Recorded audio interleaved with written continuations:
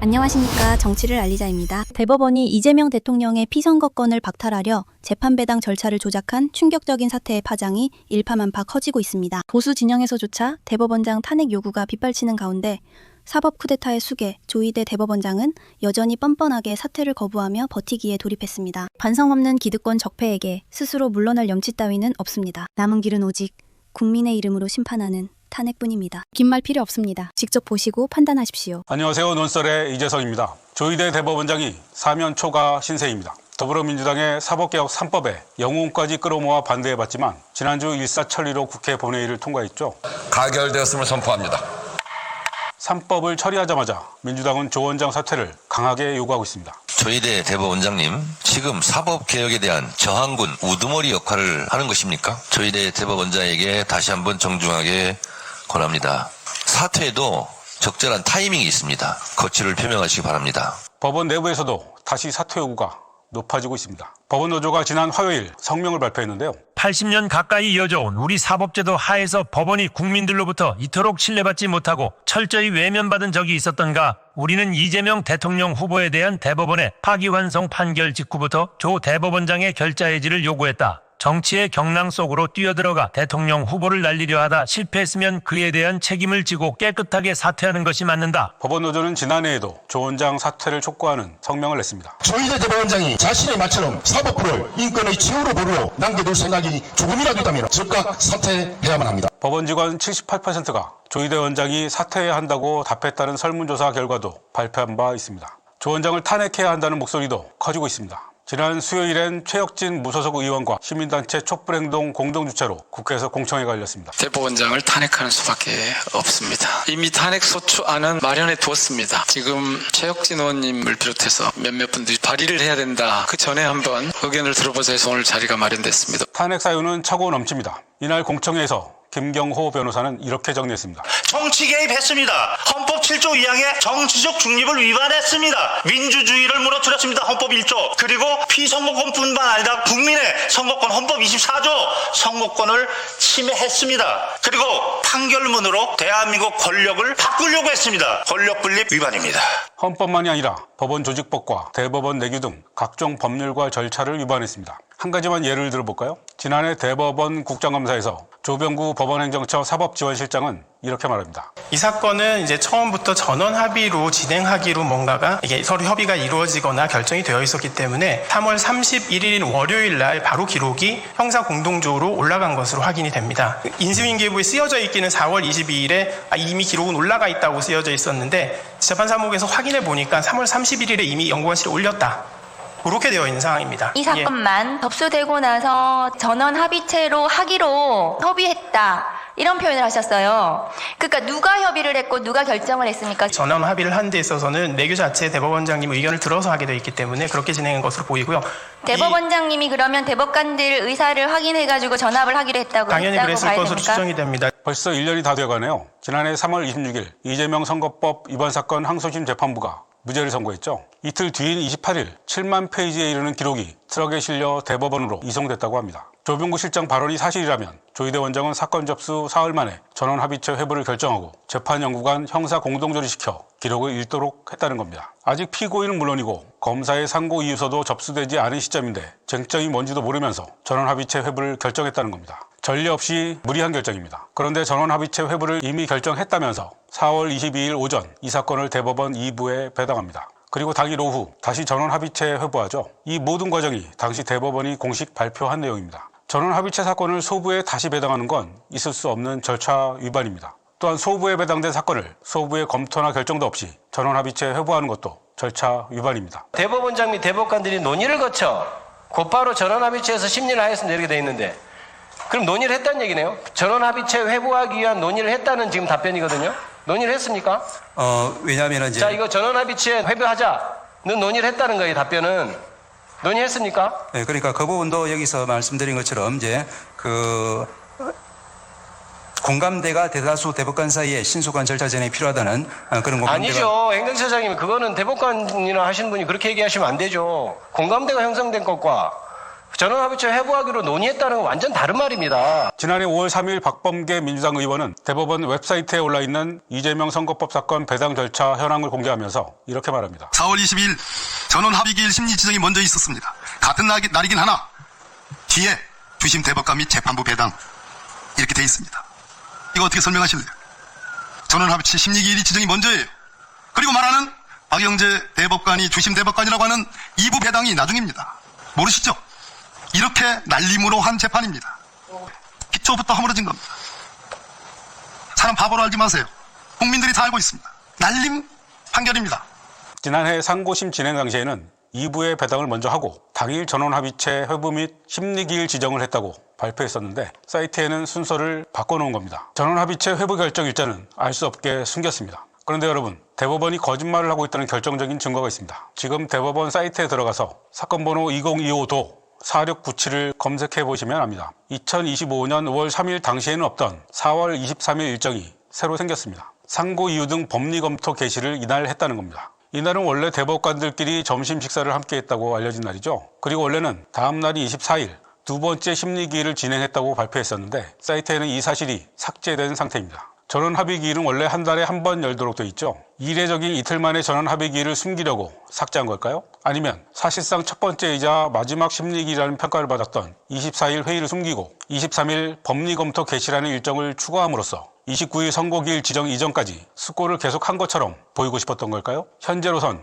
진실을 알 수 없습니다. 다만 한 가지 분명한 건 대법원이 기록을 계속 수정하고 있다는 겁니다. 최소한 지난해 발표와 현재 기록 둘 중에 하나는 거짓입니다. 여러분 상상이 가십니까? 대법원이 중대사건의 배당 절차를 조작하다 걸린 겁니다. 거짓을 거짓으로 덮으려다 보니 거짓말이 태산처럼 쌓여갑니다. 결론적으로 이 사건은 조희대 대법원장이 가지고 있는 사법행정권을 군사작전하듯이 곳곳에서 헌법과 법률 그리고 그들의 내규와 그들의 전원합의체 판결까지 위반하면서 아나무인식으로 그런 식으로 이 행정권을 행사했다. 그런데 헌법 1조 2항은 모든 국가 권력은 국민으로부터 나온다고 했고 이 국민이 바로 헌법이고 법률인데 이 모든 것을 위반했으니 바로 국민 주권을 무참하게 뭉개시킨 장본인이 바로 조희대이다. 조희대 대법원장은 헌법 1조를 위반했고 헌법 7조의 정치적 중리 의무를 위반했습니다. 헌법 제24조에 보장된 국민의 권리를 침해했습니다. 중대한 헌법 위반으로 탄핵 사유에 해당합니다. 김 변호사는 조 원장이 법 왜곡죄에도 해당한다고 주장합니다. 그리고 이러한 사태가 바로 이번에 통과된 형법 123조의 2 법 왜곡죄의 1호 법령의 구성요건상 적용될 수 없다는 걸 알면서 적용했다. 여기에 딱 적용됩니다. 법 왜곡죄의 혐의가 있는 겁니다. 왜냐하면 383조에 따라서 사실관계를 판단할 수 없는데 판단했습니다. 위반이죠. 그리고 전원합의체 회부했으면 배당하면 안 됩니다. 자기들 전원합의체 판결입니다. 그런데 배당해놓고 다시 2시간 만에 회부했습니다. 이런 것들이 모두 법령상 요건상 그런 짓을 하면 안 되는 걸 알면서 그렇게 했습니다.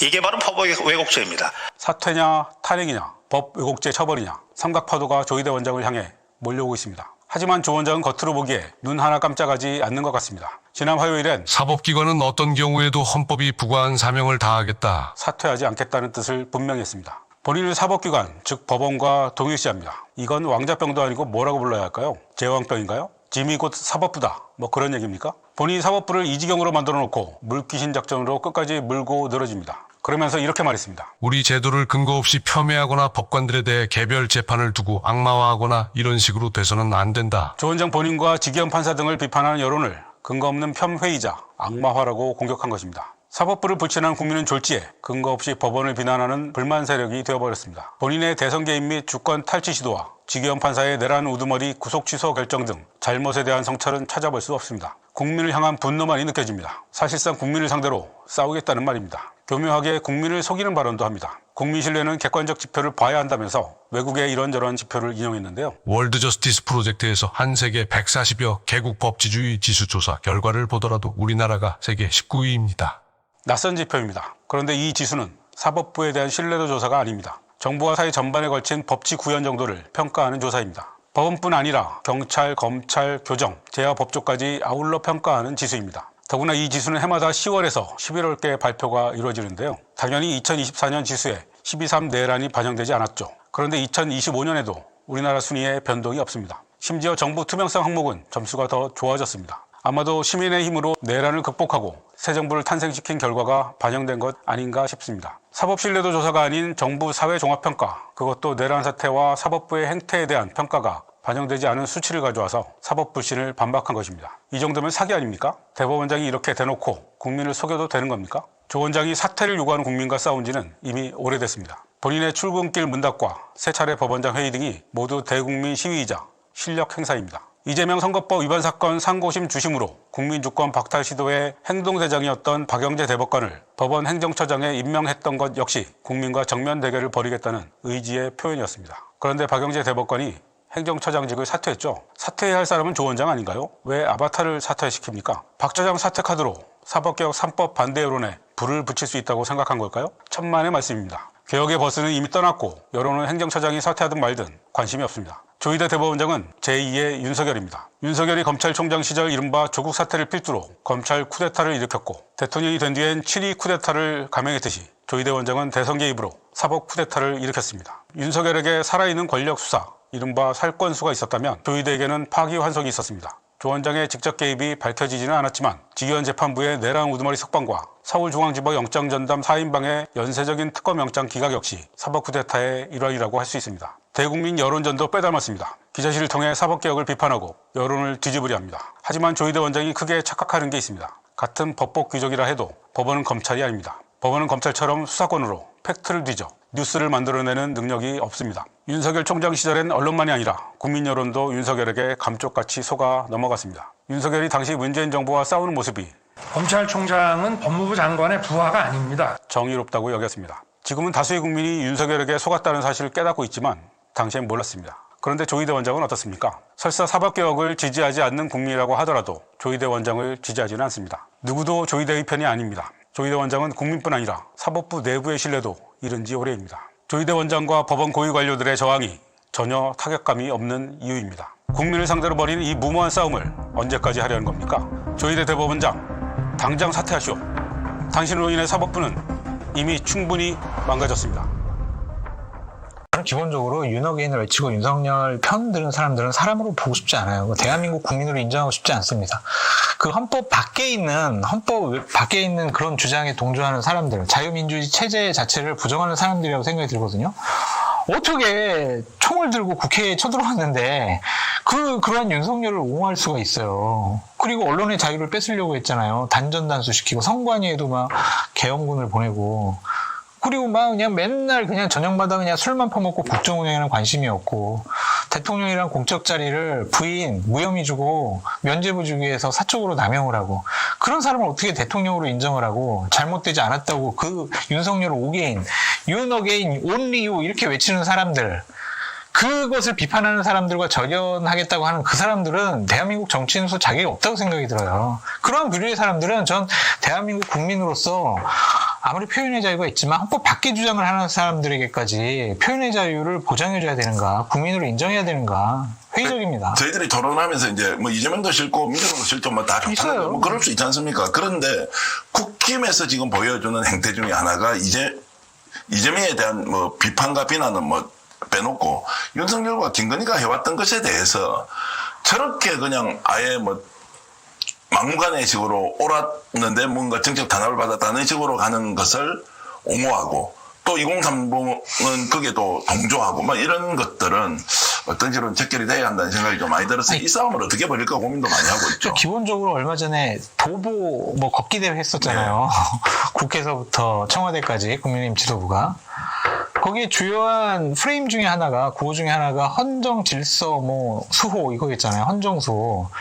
자기네들이 헌정을 파괴하려고 하는 윤석열 세력과 손잡고 그 윤어게인 세력 옹호하고 있는데 누가 지금 헌정을 파괴한 거라고 얘기를 해요. 어떻게 자기네들이 헌정을 수호할 수 있는 자격이 있다라고 주장을 할 수가 있습니까? 제가 속도감 있게 좀 질문을 드려보겠습니다. 지금 장동혁 대표는 조희대 대법원장에 대해서는 어떻게 생각하세요? 특별히 언급하는 건 못 봤는데 뭐 대법원을 흔들지 마라? 뭐 이런 정도의 얘기인 것 같아요. 특별히 언급한 건 못 봤어요. 그러면 이제 독립된 기관이니까 그냥 그대로 인정을 해줘야 된다. 누군가 거기에 대해서 헌법기관이고 또 헌법에는 대법원장과 대법관의 임기가 보장되어 있으니까 그것은 지켜줘야 되는 것이 아니냐 그런 생각을 하고 조금 더 나가보겠습니다. 그러면 2025년 5월 1일 날 대법원의 선거법 파기환송 이재명 대통령 후보가 후보 자격을 상실할 정도의 재판에 대선 과정에서 개입이 있었단 말이죠. 거기에 대해서 장동혁은 어떤 생각을 할까요? 아깝다 그러겠죠. 아, 그것은 이제 심리적인 거고 그것이 본인도 판사 출신이니까 그럴 수 있다라고 생각을 하는가요? 그러겠죠. 저 사람의 그거에서 입장은 제가 확인해 보지는 않았는데 특별히 입장을 냈었나 잘 모르겠습니다. 그거는 기억이 없어가지고. 근데 지금까지 뭐 대법원이나 조희대 대법원장을 옹호한 것을 보면 그 부분은 그랬어야 한다. 그럴 수밖에 없었다. 그렇게 생각을 하고 오히려 어쩌면은 파기 재판을 해서 대법원에서 판결을 내렸어야 되는 것이 아니냐 그런 생각까지 할 수 있겠죠. 뭐 파기 재판도 이제 할 수 없었던 게 최근에 이병철 변호사가 찾아낸 게 그 당시 대법원 판례 중에 맞습니다. 그게 뭐 아예 불법 위법이다라는 것을 위헌이다라는 문서로 안 보고 뭐 전자문서로 그렇죠. 봤기 근데 때문에 그게 이제 이미 대법원 판례로 2016년도에 결정이 되어 있는 것인데 그걸 몰랐을 리가 없다. 뭐 의도적인 파기환송이다. 이제 이렇게 이제 얘기를 하고 있는데 지금 국민들은 그래서 조희대와 국힘과 극우가 연결돼 있다고 이렇게 의심하지 않습니까? 그 정도는 아닙니까? 결과적으로 국힘 편, 결과적으로 극우 논리에 조희대가 그 라인에 서 있는 것 같다. 근데 대표님 아무리 그래도 3부 요인 중에 한 명인데 대법원장이 특정한 정치 세력과 집단과 어떤 연계되어 있다, 그들과 호흡을 맞추고 있다, 그들과 여러 가지를 그냥 논의를 한다거나 입장을 맞추고 있다, 그거는 제대로 된 국가가 아니라고 생각해요. 자, 그것은 아니겠죠. 그러면 우리도 그 의심을 버리고 보면. 근데 조희대가 하고 있는 대법원 사법부의 체계에서 내리는 선고 그리고 여러 가지 상황들을 종합해 봤을 때 공정하지 않은 것은 분명하죠. 공정하지 않느냐라는 부분을 좀 판단하기는 어려운 것 같고 대법원장으로서 적절하지 못한 판단을 하고 있는 부분이 있다. 그리고 제대로 된 정무적인 판단을 하고 있지 못하는 부분이 있다. 저는 이렇게 표현하고 싶어요. 탄핵에 대해서는 기본적으로 반대 또는 유보적인. 아니 헌법과 법률 위반했으면 탄핵을 했으면 좋겠어요. 그냥 정청래 대표나 뭐 일부 뭐 조국혁신당 분들은 탄핵한다고 그러고 정청래 대표는 그냥 그만두라고 막 그렇게 정치적으로 메시지를 내고 있는데 그렇게 흔드는 것이 맞는 것인가? 저는 솔직히 그런 오히려 위헌 위법이 있으면 아예 탄핵시키고 그것을 헌법재판소에서 최종 판단 받아라. 예. 장성필 소장도 조희대 대법원장의 위헌 위법한 사항이 확인되면 일단 탄핵시켜라라는 의견이시네요. 그게 맞죠. 조희대 대법원장 어떻게 한답니까? 사퇴한대요? 사퇴는 안 할 것 같고요. 예. 근데 뭐 제가 이제 다른 일로 지난주에 조희대 대법원장을 만났었는데 그 얘기 이제 관련된 얘기 이렇게 과거에는 이런 그 사법 같은 게 논의만 하다가 사실 계속 미뤄왔잖아요. 근데 이번에 이렇게 빨리 통과되고 한 게 왜 법원의 의견이 하나도 안 먹혔나 그랬더니 제 탓이다라고 얘기는 하긴 하더라고요. 하긴 하는데 정치권, 법원의 신뢰도가 낮은 게 정치적인 사건을 하다 보니까 그런 점이 있다라고 설명을 하는데, 뭐, 그만둘 같은 분위기는 아니었어요. 근데 민주당의 지금 압박이 거세기 때문에 이대로 갈지에 대해서는 그 문재인 정부 때 김명수 대법원장에 대해서도 지금 국민의힘이 계속 사퇴 요구를 엄청나게 많이 했거든요. 이게 사실 이게 별 좋은 방향은 아닌 것 같은데, 뭐, 바로 사퇴할 일은 없는데 탄핵을 하나 안 하냐, 여기 이제 관건일 것 같습니다. 방금 보신 것처럼 대법원의 행태는 참담함을 넘어 경악스럽습니다. 최고법원이라는 곳이 절차를 무시하고 홈페이지 기록을 조작하며 국민을 철저하게 기만해 놓고도 정작 총책임자인 조희대 대법원장은 뻔뻔하게 버티기에 들어갔습니다. 본인 입으로 법원의 신뢰가 땅에 떨어진 것이 제 탓이라고 말하면서도 정작 책임지고 물러날 생각은 추호도 없는 권력욕의 민낯을 그대로 보여주고 있습니다. 탄핵된 윤석열 씨가 총칼을 동원해 물리적인 내란을 획책했다면 조희대 대법원장은 법복을 입고 사법부의 밀실 안에서 헌정 질서를 파괴하려 한 것이나 다름없습니다. 보수 평론가와 법조 출입 기자들조차 헌법을 위반했다면 탄핵이 맞다며 사퇴 없는 대법원장에게 남은 결말은 탄핵뿐이라고 입을 모으고 있습니다. 피고인 윤석열과 김건희 부부가 처참하게 망쳐놓은 대한민국의 시스템을 다시 정상화하는 것이 바로 이재명 정부의 시대적 사명입니다. 부패한 기득권 세력의 최후 보루로 전락하여 끝까지 국민과 기싸움을 하겠다는 사법부를 정화하기 위해 이제는 국민의 무서운 힘으로 그 썩은 뿌리를 완전히 뽑아내야만 합니다. 스스로 물러날 염치가 없다면 국민의 준엄한 탄핵 심판으로 끌어내리는 수밖에 없습니다. 진실을 알리는 힘, 구독과 좋아요